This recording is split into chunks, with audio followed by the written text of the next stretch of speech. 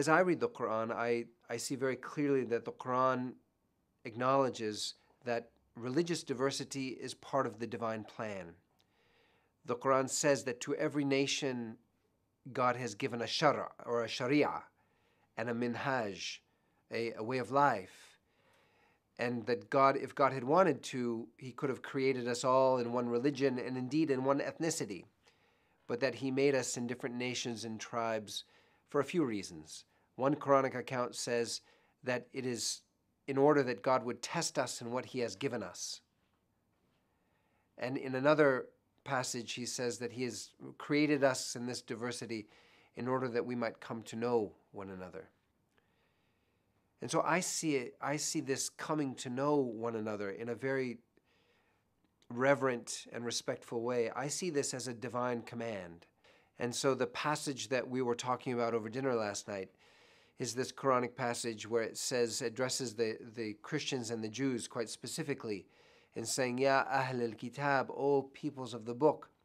lastum ala shay, that you stand upon nothing until you raise up the Torah and the Gospels and that which has been revealed to you from your Lord.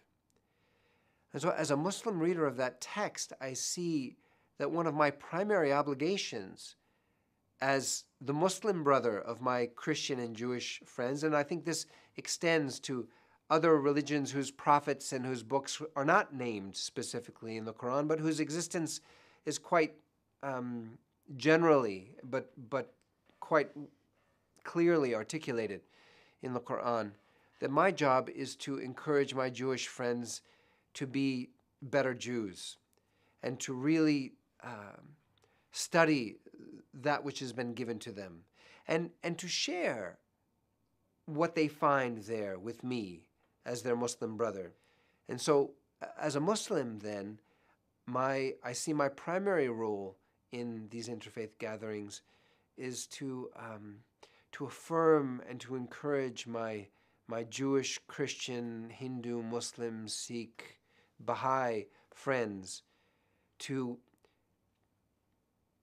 better manifest, to better understand, to